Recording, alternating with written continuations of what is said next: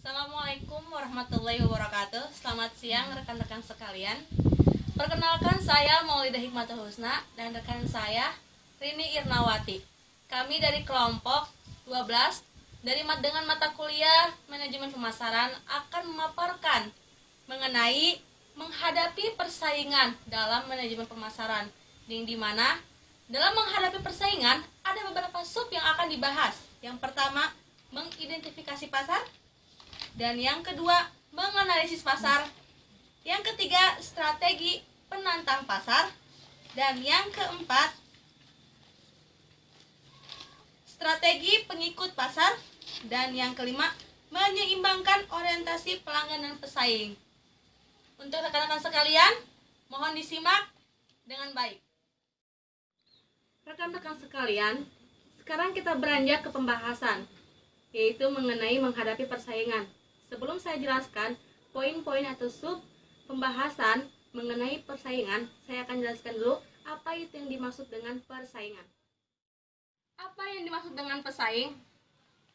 Persaingan yaitu perusahaan yang menghasilkan atau menjual barang dan jasa yang sama atau mirip dengan produk yang ditawarkan. Jadi suatu perusahaan di mana perusahaan ini ialah dia menjual produknya sama dan mirip dengan apa yang kita tawarkan. Contoh, saya sebagai orang yang menawarkan suatu produk. Nah, satu sisi lain, sebuah perusahaan mempunyai produk yang dimana dia menghasilkan dan menjualnya itu sama persis dengan apa yang langkah pertama dalam mengidentifikasi sebuah pesaing yang ada, yaitu meliputi hal-hal sebagai berikut. 1. Jenis produk yang ditawarkan. Di sini, tugas perusahaan adalah mengidentifikasi secara lengkap dan benar produk apa saja yang dimiliki oleh pesaing-pesaingnya.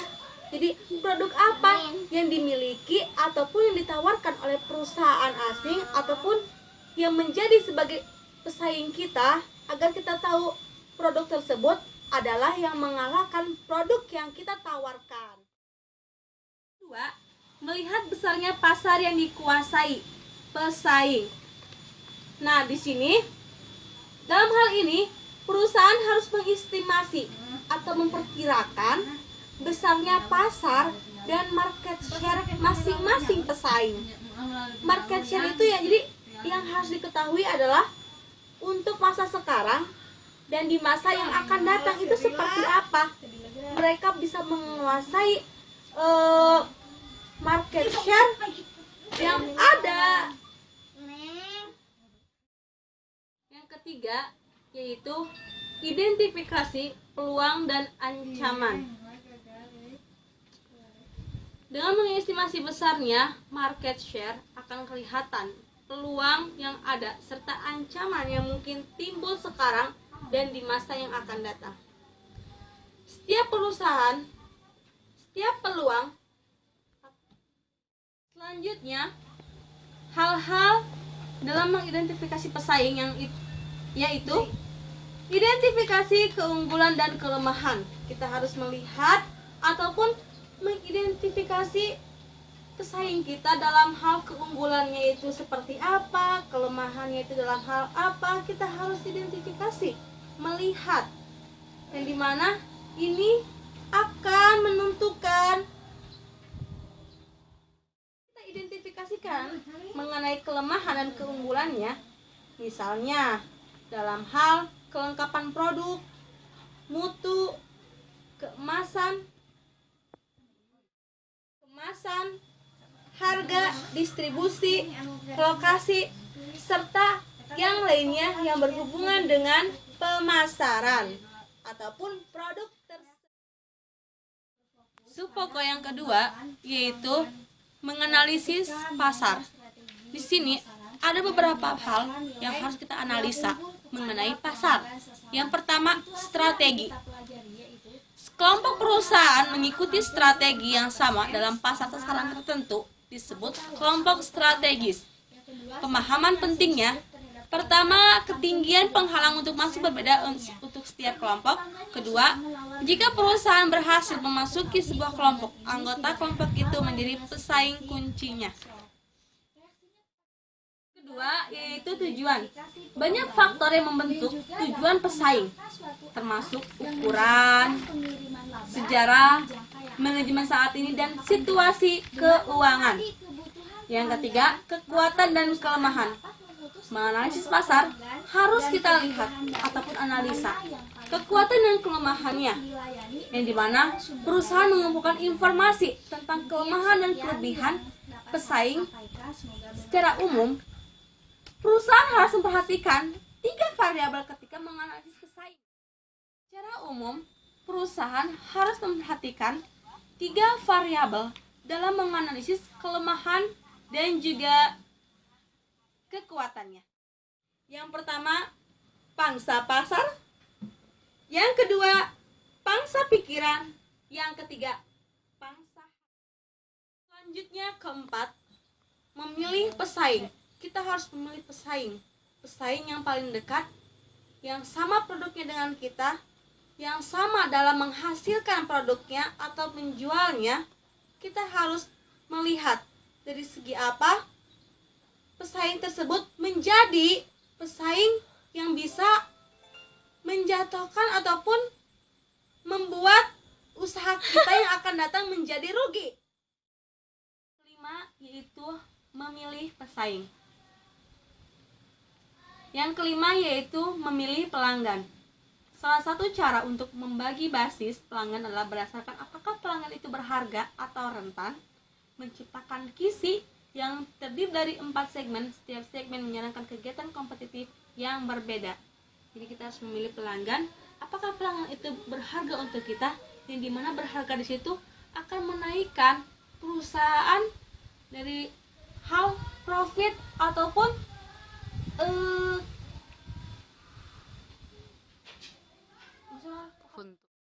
pokoknya yang ketiga, yaitu mengenai strategi penantang pasar. Penantang menetapkan aspirasi yang tinggi, mendongkrak sumber daya mereka, sementara pemimpin besar sering menjalankan bisnis seperti biasa. Yang keempat, yaitu strategi mengenai pengikut pasar atau disebut dengan market follower, yaitu strategi peniruan produk mungkin sama menguntungkan dengan strategi inovasi produk. Banyak perusahaan lebih suka mengikuti dan tidak mengingkari pemimpin pasar. Sebagian besar perusahaan memutuskan untuk tidak mencuri pelanggan lain dan membawa produk dengan kelebihan yang berbeda kepada pasar dan mempertahankan biaya manufaktur tetap rendah akan tetapi dengan kualitas yang tinggi. Pengikut harus memasuki pasar baru ketika pasar itu terbuka. Pengikut juga harus mengidentifikasi pola pertumbuhan, akan tetapi pola itu tidak mengundang pembalasan dari pesaing lain. Kita dapat membedakan 4 strategi umum. Yang pertama itu pemalsu, meniru produk dan kemasan pemimpin dan menjualnya di pasar gelap atau melalui penyalur yang tidak memiliki reputasi. Yang kedua, pengklon atau biasa disebut dengan cloner, yaitu mengemulasi produk, nama, kemasan pemimpin dengan sedikit variasi. Sebagai contohnya yaitu biskuit Rodeo bisa disebut sebagai cloner dari biskuit Oreo. Yang ketiga, peniru, meniru beberapa hal dari pemimpin tetapi mempertahankan diferensiasi berdasarkan kemasan, iklan, harga, dan lokasi. Pemimpin tidak keberatan atas peniruan ini sejauh peniru tidak menyerang pemimpin secara agresif. Sebagai contohnya yaitu mobil Panther Niobe sebagai imitator Mitsubishi Pajero. Yang keempat, pengadopsi, mengambil produk pemimpin dan mengadaptasikannya untuk memperbaikinya kembali. Mengadopsi dapat memilih untuk menjual di pasar yang berbeda, tetapi seringkali mengadopsi tumbuh menjadi penantang di masa yang akan datang atau masa depan. Sebagai contohnya, Equil mengadaptasi produk Aqua.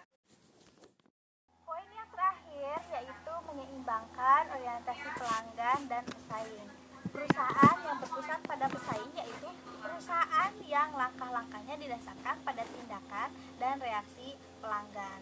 Sebagai contohnya, pesaing X berusaha sekuat tenaga untuk menghancurkan kita di pasar atau meningkatkan cakupan distribusinya, menurunkan harganya di pasaran sehingga kita dapat kehilangan pangsa pasar dan meluncurkan fitur layanan baru. Reaksinya kepada kita, jadi kita itu akan menarik diri dari pasar karena sudah tidak mampu lagi dengan persaingan dari perusahaan lain. Yang kedua, kita akan meningkatkan belanja iklan dan kita akan menyamai perundingan harga dengan perusahaan lain. Jenis perencanaan ini mempunyai beberapa kelebihan dan kekurangan. Sisi positifnya, perusahaan mengembangkan orientasi petarung. Perusahaan melatih pemasarannya agar selalu waspada, mengamati kelemahan pesaing di luar dan posisinya sendiri. Sisi negatifnya yaitu perusahaan terlalu aktif, alih-alih memformulasikan dan melaksanakan strategi orientasi pelanggan yang konsisten. Perusahaan menentukan gerakan berdasarkan gerakan pesaing. Perusahaan tidak bergerak menuju tujuannya sendiri. Perusahaan juga tidak tahu di mana ia akan berakhir karena terlalu banyak bergantung pada apa yang dilakukan oleh pesaing. Perusahaan yang berpusat pada pelanggan yaitu perusahaan yang berfokus pada pengembangan pelanggan ketika merancang strategi pemasaran dan menyampaikan nilai yang unggul kepada pelanggan sasaran. Situasi yang kita pelajari yaitu keseluruhan pasar akan tumbuh 4% selama 1 tahun atau per tahunnya. Yang kedua, segmen yang sensitif terhadap kualitas akan tumbuh 8% per tahunnya. Segmen pelanggan yang suka menawar juga pesat, tetapi pelanggan ini tidak bertahan lama dengan situasi memasok. Reaksinya kepada kita yaitu kita akan memfokuskan lebih banyak usaha untuk mencapai dan memuaskan segmen kualitas pasar. Ketika akan membeli komponen yang lebih baik, meningkatkan pengendalian kualitas dan mengubah tema iklan kita menjadi berkualitas. Kita juga akan menghindari penurunan harga dan melakukan kesepakatan karena tidak memungkinkan jenis pelangganan yang membeli dengan cara yang kita lakukan. Dan kita akan memasang hotline selama 24 jam jika tanpa menjanjikan. Perusahaan yang berpusat pada pelanggan berada dalam posisi yang lebih baik dan mengidentifikasi peluang baru dan juga dapat menetapkan suatu arah yang menjanjikan pengiriman laba di jangka panjang. Dengan mengamati kebutuhan pelanggan, maka perusahaan dapat memutuskan kelompok pelanggan dan kebutuhan baru mana yang paling penting untuk dilayani berdasarkan sumber daya dan tujuannya. Mungkin sekian yang dapat saya sampaikan, semoga bermanfaat. Alhamdulillah, presentasi mengenai menghadapi persaingan telah kami paparkan. Semoga rekan-rekan bisa mengerti dan puas dengan apa yang kami sampaikan mengenai menghadapi persaingan tadi. Cukup sekian. Billahi taufiq wal hidayah. Wassalamualaikum warahmatullahi wabarakatuh.